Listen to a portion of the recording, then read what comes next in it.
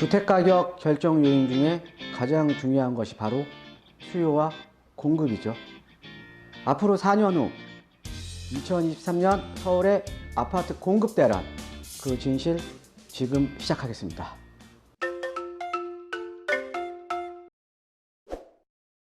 예, 안녕하십니까. 드림부동산 투자연구소 정창래입니다.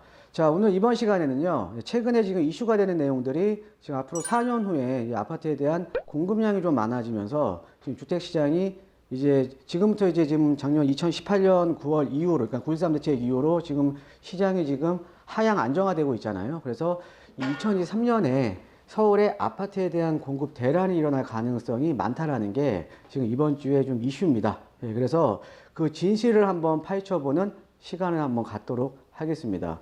자, 우리가 이 주택가격에서 이제 가장 중요한 것이 바로 이제 수요와 공급이잖아요. 그죠? 예, 수요와 공급인데, 자, 우리가 당연히 우리가 그동안 2018년도, 그러니까 작년에요. 예, 작년에 이제 가격이 이제 급등을 했던 원인들을 한번 살펴보면, 제가 이제 지난 이제 강의에서도 우리 시청자 여러분들께 많이 말씀을 드렸지만, 지난 그 한 6년 동안 2012년도부터 2017년도까지 이제 통계치를 한번 보면요. 예, 통계치를 보면은 서울의 아파트 공급량이 약 한 3만 1,000가구 정도가 공급이 됐습니다. 자, 그런데 서울의 아파트에 대한 수요는, 신규 수요는 한 4만 가구가 된다라는 거죠. 예, 그래서 우리가 한 6년 정도의 시간 동안 아파트에 대한 공급이 상당히 부족했었던 거죠.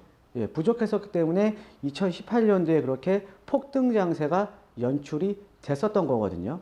자, 그래서 우리가 여러분들 이제 투자를 하실 때나 아니면은 이 부동산 시장을 바라보실 때는 당연히 수요와 공급이 가장 중요하죠. 그래서 오늘 이번 시간에는 이 수요와 공급에 대해서 한번 맞춰서 한번 진행을 해보는 시간을 갖도록 하겠습니다. 자, 한번 넘어가 볼게요. 자, 이제 앞으로 이제 서울 도심권의 수요와 공급이 어떻게 될 건가에 대해서 좀 설명을 해드리면, 자, 여러분들 기본적으로 우리가 이 서울의 주택 공급을 하기 위해서는 어떻게 공급을 합니까? 자, 서울에 남아있는 땅들이 없죠? 예, 택지 없습니다. 예, 남아있는 땅들이 없죠. 그래서 우리가 이제 서울의 주택 공급을 하려면, 그러니까 신규 아파트를 공급을 하려면 우리가 노후된 지역을 이제 재생 사업을 하는 거죠. 그래서 재개발이라던가 아니면 재건축이라던가 이런 거 뭐 이 도정법 사업과 관한 사업을 하거나 이런 식으로 해서 지금 주택 공급을 할 수밖에 없다라는 거죠. 예, 제 이제 방송을 오랫동안 시청하신 분들은 아마 이제 이해가 되실 거예요. 자, 그러면 이 재개발 재건축에 대한 물량을 우리가 한번 체크를 한번 해보면 되는 거 아닙니까? 물량을. 예, 물량을 한번 체크를 한번 해보자는 거죠. 예, 그래서 한번 체크를 한번 해보면요. 그러니까 처음에 좀 이제 정책적인 내용을 한번 이제 들어가 이제 보고요. 그 다음에 이제 나중에는 이제 현재 이제 데이터를 놓고 한번 이제 분석을 해보는 시간을 갖도록 하겠습니다. 자, 먼저 이제 정책적으로 한번 보면요. 자, 제가 이제 지지난주에 한번 말씀을 드렸죠. 자, 주거환경 정비 계획이 지금 이 재생사업, 이 주거환경 정비 계획에 대한 패러다임이 지금 바뀌고 있다. 어떻게 바뀌고 있냐? 제가 수년 전부터 말씀을 드렸던 겁니다. 자, 기존에는 우리가 무조건적으로 노후된 지역은 특히 이제 재개발 사업에 대한 내용이죠. 예, 재개발 사업에 대한 내용인데 이 노후된 지역들은 무조건적으로 전면적으로 철거를 하고 신규 아파트를 공급을 했어요. 예, 신규 아파트를 공급을 했는데 이 신규 아파트를 이제 공급을 하다 보니까 어떻게 보면은 이 노후된 지역을 무조건적으로 철거하고 신규 아파트를 공급을 하다 보니까 여러 가지 문제점들이 대두가 되는 거죠. 자, 간단하게 좀 세 가지만 제가 짚어드리면, 자, 이런 거죠. 어떤 재개발 지역으로 구역이 지정이 되면 그 지역에 거주하고 계시는 원주민들은 다 팔고 나가요. 원주민들은 다 팔고 나갑니다. 다 팔고 나간다라는 거죠. 자, 근데 이 원주민들이 팔고 더 좋은 지역으로 이제 이동을 하시면 되는데 지역을 더 안 좋은 지역 쪽으로 지역을 하향 처리한다라는 거죠. 자, 그러면은 원주민들은 지역을 하향 처리하고요. 원주민들이 밖으로 나가고 안에 들어오시는 분들은 투자자로 채워지는 거잖아요. 예, 투자자로 채워지면서 개발 이익 같은 경우에는 이 재개발에 대한 개발 이익은 이 투자자들이 독점을 하는 거죠.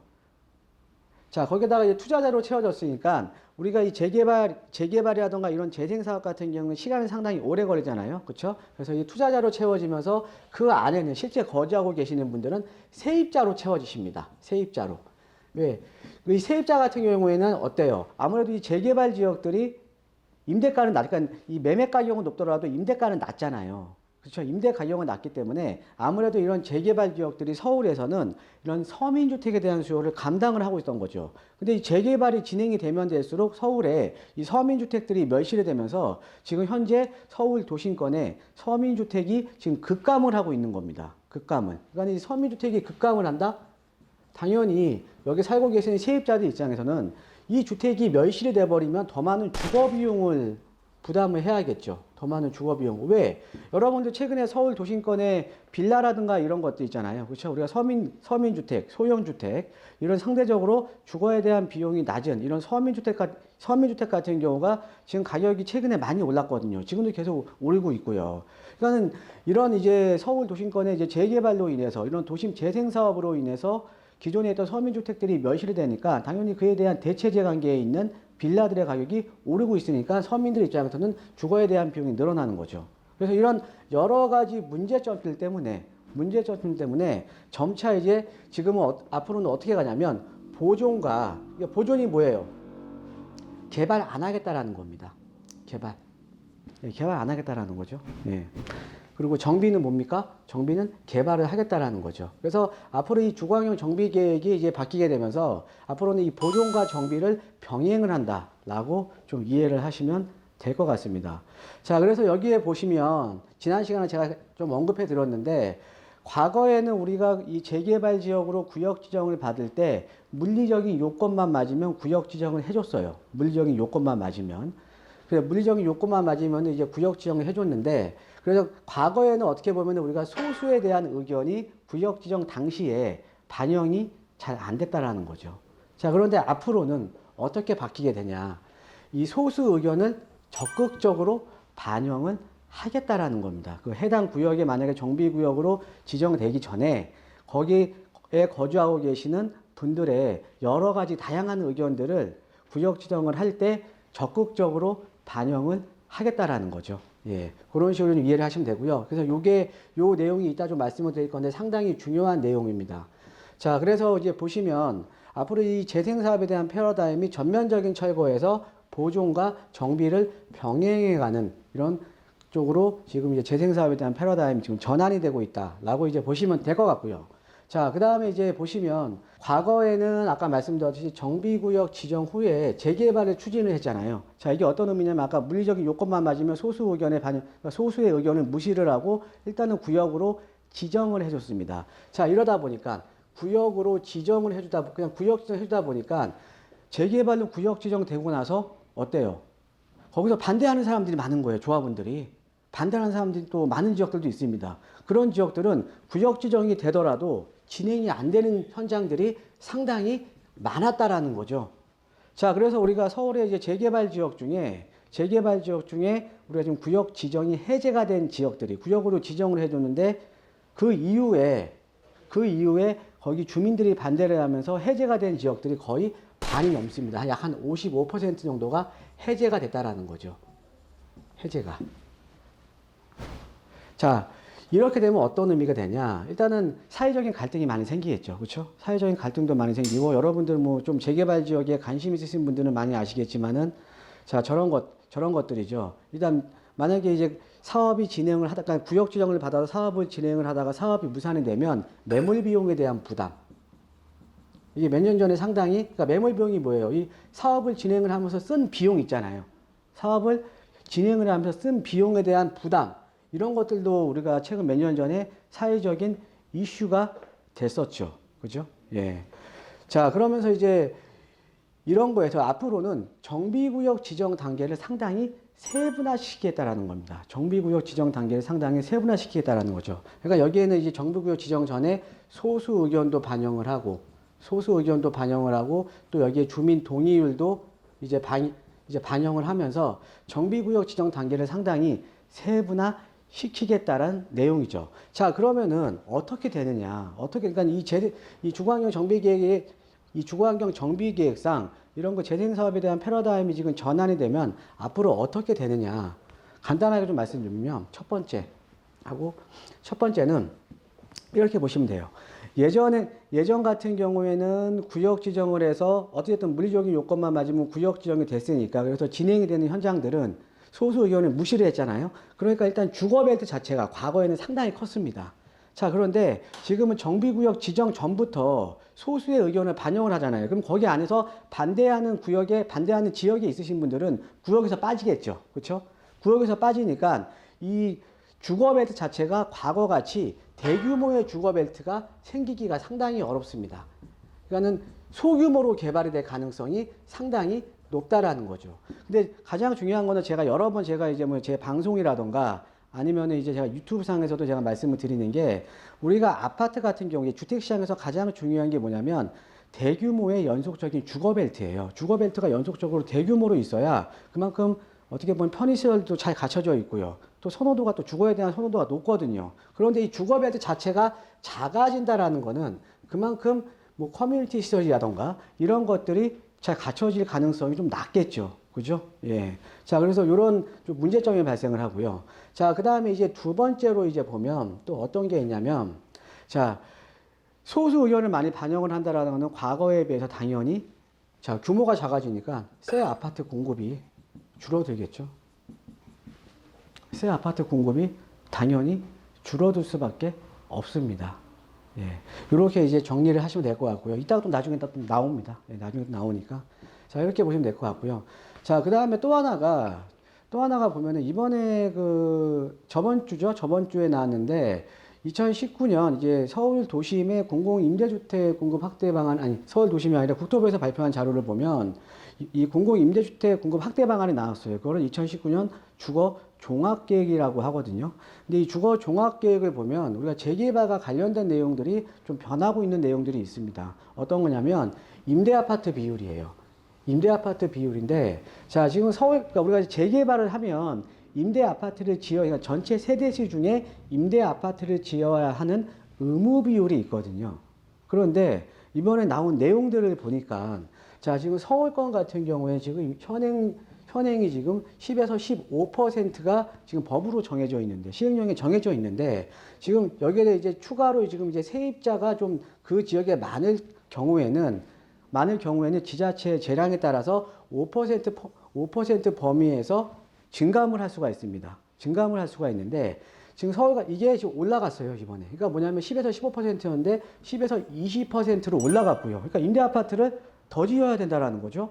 자, 거기에다가 지자체 재량에 따라서 5% 포인트가 재량이었는데 10% 포인트로 지금 이 재량권이 넓어졌습니다.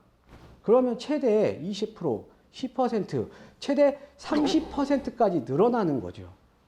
그러니까 임대 아파트를 더 지어야 되는 겁니다. 임대 아파트를. 자, 그 다음에 이제 뭐 경기 인천권 같은 경우에도 지금 5에서 15%였는데 얘도 지금 5에서 20%로 늘어났고요. 뭐 지방권들 같은 경우는 워낙 공급이 많으니까 이 지방권들 같은 경우는 지금 유지가 되는 거고요. 자, 이렇게 그럼 임대 아파트 비율이 늘어난다라는 의미는 어떻게 보면 아파트 공급이 줄어드는 거잖아요. 일반 아파트 공급이 줄어드는 거잖아요. 그렇죠? 자, 근데 일반 아파트 공급이 줄어드는 것뿐만 아니라 여러 가지 이제 문제점이 발생을 한다라는 거죠. 자, 그 내용을 좀 이따가 제가 말씀드릴 거고요. 그래서 요 이제 주거 종합계획 같은 경우에는 하반기에 어떤 지역이 해당이 되냐? 하반기에 시행령이 개정되기, 그러니까 하반기에 이제 시행령이 개정될 예정에 있습니다. 이 전에 사업계획 승인 전, 그러니까 우리가 재개발 같은 경우에 사업시행 인가죠. 사업시행 인가를 받지 않은 사업시행 인가 전인 재개발 구역이 전부 대상입니다. 재개발 구역이. 그러니까 지금 이 뉴타운이라던가 재개발 지역에서 상대적으로 지금 사업에 대한 속도가 느린 지역들은 지금 사업시행 인가를 받은 현장들보다는 어때요? 뭐가 떨어지겠습니까? 임대 아파트를 더 지어야겠죠? 임대 아파트를 더 지으면 뭐가 떨어져요? 예. 사업 동력이 떨어집니다. 사업성이 떨어지는 거예요. 사업성이. 이해되시죠? 예. 자, 그래서 요 내용 같은 경우는 그래서 임대 아파트 비율이 상승을 한다는 거는 사업성이 떨어지고요. 자, 그러면은 사업성이 떨어진다라는 거는 사실은 재개발 이 조합에서도 각 조합에서도 당연히 사업에 대한 어떻게 보면 의지가 많이 저하가 되겠죠. 그래서 사업에 대한 속도도 많이 떨어질 수밖에 없다라는 거죠.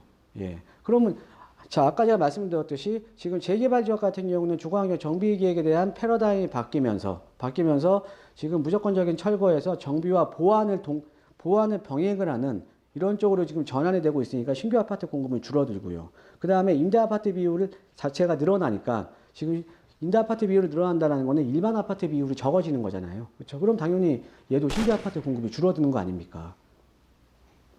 자, 그렇게 이제 이해를 하시면 될 것 같고요. 자, 그 다음에 이제 요거는 이제 그 데이터를 놓고 보면 자, 이런 거죠. 지금 서울 아파트의 지금 착공 실적이에요. 착공. 예, 착공 실적인데 자, 우리가 지금 2017년도에 가장 많죠. 거의 뭐 5만 가구까지 지금 착공에 들어갔습니다. 그 이후에는 좀 줄어들고 있죠. 예, 지금 근데 그 이후부터는요, 지금 계속 재건축이라던가 재개발에 대한 규제가 들어가기 때문에 이 착공 실적은 계속적으로 지금 이제 줄어들 가능성이 상당히 높다라는 거죠. 지금 2017년도에 가장 정점을 찍었던 이유가 어떤 거냐면, 우리가 지난 박근혜 정부 때 부동산 시장에 대한 활성화 대책 때문에 규제를 완화를 해줬잖아요. 그렇죠? 뭐 이제 분양가 상한제도 폐지를 해줬었고, 그 다음에 이제 재건축 초과이익 환수제도 유예를 줬었고, 그 다음에 우리가 뭐 양도소득세라든가 아니면 여러 가지를 우리가 규제를 완화를 해줬기 때문에 재건축이라든가 재개발 현장들이 사업이 진행이 많이 됐다라는 거죠. 그래서 2017년도에 그에 대한 반대급부로 착공이 많이 들어갔는데, 근데 지금 계속 규제를 하고 있잖아요. 그렇죠? 규제를 하고 있다라는 건 어때요? 착공량이 점점 줄어든다라는 거잖아요. 자, 착공량이 줄어든다? 아파트 공급이 줄어드는 거죠. 아파트 공급이. 자, 그 다음에 이제 서울 아파트의 인허가 실적을 한번 보면, 인허가라는 게 우리가 재개발 지역 같은 경우나 재건축 아파트 같은 경우에는 사업 시행 인가로 보시면 됩니다. 그러니까는 그 인허가, 허가를 받은 거예요. 허가, 건축 허가. 그러니까 너는 이거 지어도 된다. 건축 허가를 받은 거죠. 자, 인허가 실적을 보면 역시 2017년 요 시기 때, 그러니까 지난 정부 때 규제가 완화가 되면서 인허가 사업시행 인가를 받는 현장들, 뭐 건축 허가를 받는 현장들이 가장 많이 늘어났죠. 근데 그때 이후부터 갑자기 또 드라마틱하게 줄어들고 있잖아요. 지금 계속. 왜? 규제가 들어가고 있으니까. 그러니까 인허가 실적도 착공도 마찬가지고, 착공도 벌써 진행이 된 거고요. 인허가는 앞으로 받을 거잖아요. 그렇죠? 앞으로 착공을 할 거잖아요. 그렇죠? 자, 이런 것 자체도 지금 계속 줄어들고 있다라는 거죠. 이해되십니까? 예. 자, 그래서 한번 정리를 한번 해보면, 자, 2030 주거환경 정비 계획에 대한 패러다임이 전환이 되면서 당연히 앞으로는 소규모로 이제 개발이 될 수밖에 없고 신규 아파트 공급은 축소가 될 수밖에 없다라는 거죠. 자, 그럼 여러분들 투자자 입장에서는 어때요? 여기에서도 우리가 어떻게 보면은 그 투자를 할 수 있는 지역을 좀 우리가 캐치를 하셔야 되는 거예요. 자, 앞으로 소규모 개발이 많이 이루어진다? 라는 거는요, 지금 개발이 되고 있는 대규모의 주거벨트에 대한 희소성은 어때요? 상대적으로 커지는 거잖아요. 여러분들 잘 알고 계시는 뉴타운이라던가 이런 지역들에 대한 희소성이 커지는 겁니다. 그러니까 그렇게 이해를 하셔야 되는 거예요. 그렇게.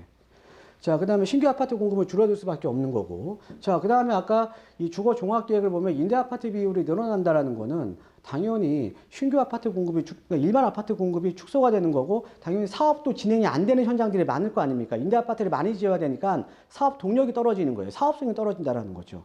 그럼 당연히 재개발 지역들도 못 가는 현장들도 다수 생길 수가 있다라는 거죠. 다수. 자, 그 다음에 이제 보면, 아까 말씀드렸듯이 착공 실점이 인허가 물량이 감소를 한다는 거는 신규 아파트 입주 물량이 감소가 되는 거잖아요, 앞으로. 그렇죠?